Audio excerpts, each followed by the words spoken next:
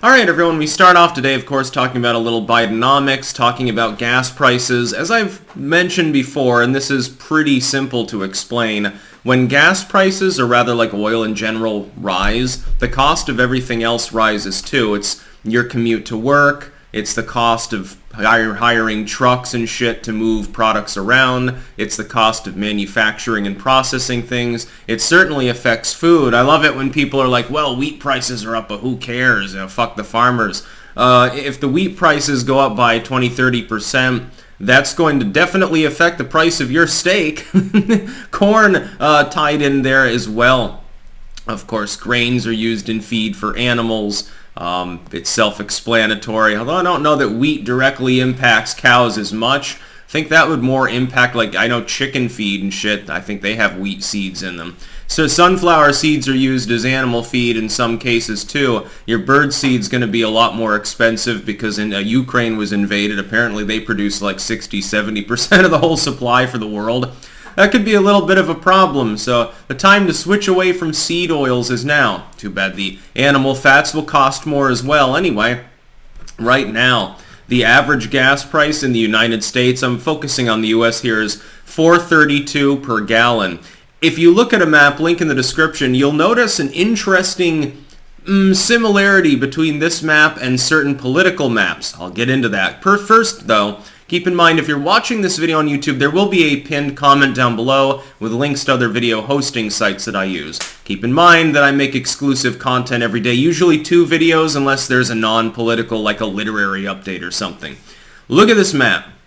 What do you see? Does this not awfully similarly overlap with a political map of where people are more or less left-leaning? You've got the West Coast, they suffer from massive gas prices. You've got like the Northeast and of course like Illinois. There are exceptions here, of course. Virginia now is middling here with gas prices. They lean slightly left, and certainly Idaho, Utah, those states out there that are suffering more. I think that has to do more with infrastructure than anything else. Like that part of the country is so remote, it's more costly to get fuel there and shit. To truck quite a distance, drop it off at the one-horse town gas station where there's 20 residents, and one of them refuses to give up his grandpappy's gas station even though only the locals use it. And mainly he sells fish bait and beer, and that's his main income, but he's nostalgic for the good old days. Wisconsin, also a state that leans left, or did arguably, at least in the past. Maryland is a huge exception. The D.C. Maryland area actually, I guess people in D.C. have to go to outer Maryland to get gas right now because the savings of filling their car probably is worth the extra gallon or two. I'm sure that there are plenty of people who commute reasonable distances. I remember that used to be a thing like when I was a kid. Gas initially was very cheap, but I can remember when you had economic problems commuting over to New Hampshire to buy things because there's no sales tax, number one, and then taking advantage of the fact that you're there getting your groceries 30 miles from your home and filling your tank and maybe extra containers was definitely a thing if the prices were lower. My parents used to do something that would vex me as a kid because I understood, I think, a little bit more of the economic side of things by the time I was a teen. They used to like drive around throughout the Rutland area because there are like, I think, probably about 20 places you can get gas in the greater Rutland area. You know, it's small town America, but, you know, Rutlanders like their cars. It's basically called Rut Vegas for a reason. Enormous amount of sprawl. There's like 5 fucking car stores. Basically, it's the car lot of southern Vermont. Burlington's the only place that's comparable. I think there might even be more automotive in Rutland than in southern Burlington. Anyway, they'd drive around in order to look at the gas prices. They'd be fucking calling each other on the phone to find out who was the cheapest, so when mom got out of work, like dad would go shopping because he's disabled. He'd go physically, not mentally. Oh, yeah, maybe I inherited that from him. He'd go around, go shopping, and he'd check out all the prices. You'd be going, 15 minutes out of your way to save 2 cents a gallon in some cases. But there are desperate times call for desperate measures, I suppose. That behavior doesn't seem so odd now, does it? $4.32, to be clear, is extremely high. Anything above like $3.50 is unacceptably high. We hit that before the Ukraine crisis. I love it when Biden, they've minted a new slogan, right? It's the Putin price hikes. That's what's causing economic issues. Inflation, the cost of living in general, certainly the gas and oil prices. That's just the result of sanctions. But we were already above 350 before then as a national average. There are some states that are doing all right. There are some states that are fairly close. Missouri, 384. Then you go out to California and it's 574. There's a big difference depending on where you live in the United States. But make no mistake, the majority of that extra cost over what it was at, and this is not just the case with gas or oil in general, but for virtually every commodity and good and service. If you go back to the beginning of the asterisk administration, when Beijing Biden was just taking office, you will find that the price of virtually everything was monumentally lower than it was as of several months ago before the invasion of Ukraine. That particular damage could be ameliorated right now effectively. Russia could end up withdrawing. They could say, well, the attrition is too much for us to bear. They could lose. They could be forced out by Ukraine. Right now, the Russians are threatening to treat convoys of aid to the Ukrainians as legitimate military targets, which brings them directly into conflict potentially with NATO members.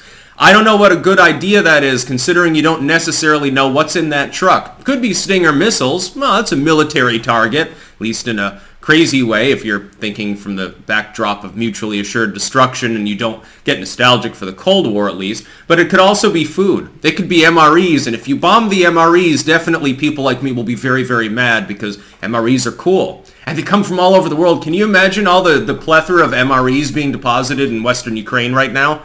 Oh God, they've got to have every kind of European MRE. And then they open up the crate and then they find it's the Estonian ones. And they're like, damn it.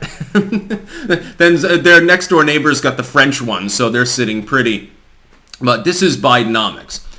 2/3, 3/4 of all this economic damage had been done before the invasion of Ukraine. Now, that doesn't mean that in the preponderance of things, a disproportionate amount of the damage is more recent. That is true. The gas prices soared much more over the last few weeks than it had in the prior many months. But the overall absolute total, number one, was larger before. The inflation outpacing wages, the cost of living rising, the cost of services, gas prices, and so forth, most of that happened before. There was no non-self-inflicted legitimate reason by that point that any of that economic damage should have been done. There's a reason right now that all the blue state governors and mayors got the memo, including in the state of Vermont, where they did like a Virginia cop-out because Phil Scott's a rhino, and they said, well, we're not going to mandate anything at the state level anymore, but we are going to pass a bill allowing localities to do it.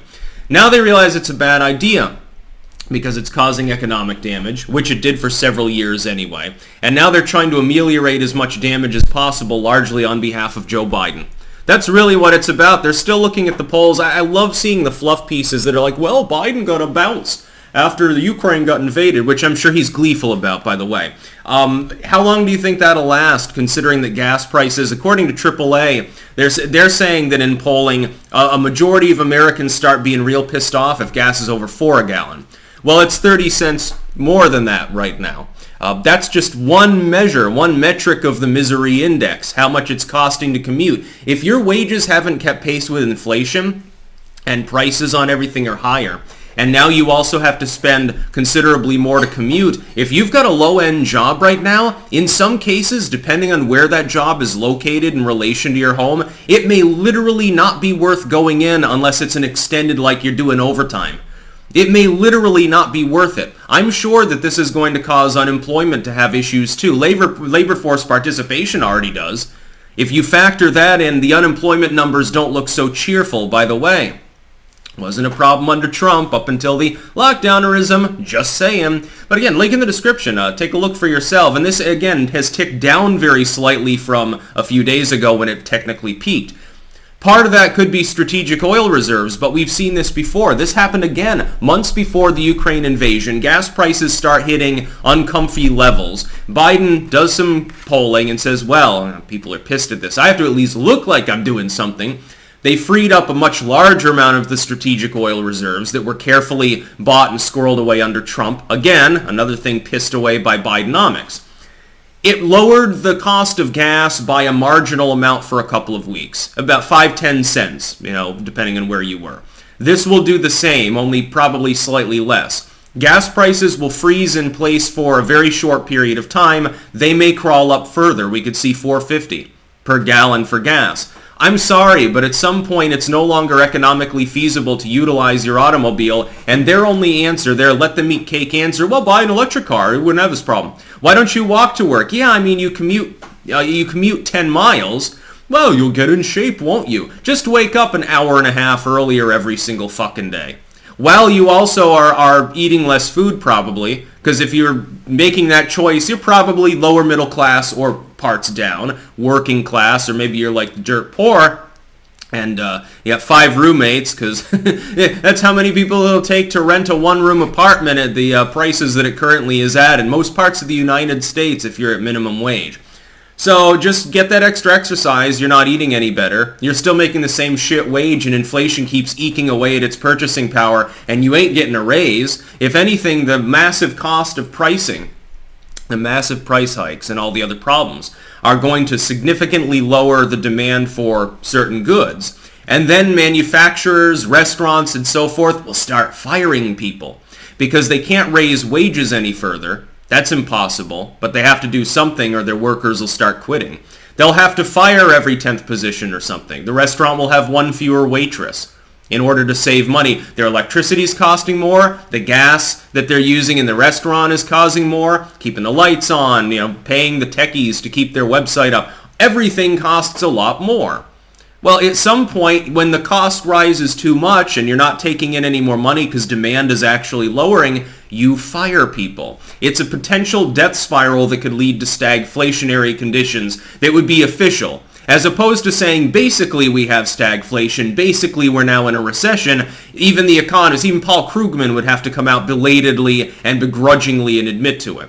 This is not particularly helpful. You can believe in putting the screws to Russia, but when you're also screwing yourself in the process, when the government that's representing the people is effectively telling them to fuck off, is telling more than half of the population you need to suffer in order for us to do this foreign policy thing, people, I think, at some point, their patience with that strategy will wear off. If the war goes on for more than a few more months, people are going to really, really regret, I think, having supported this. That's about all. Peace out.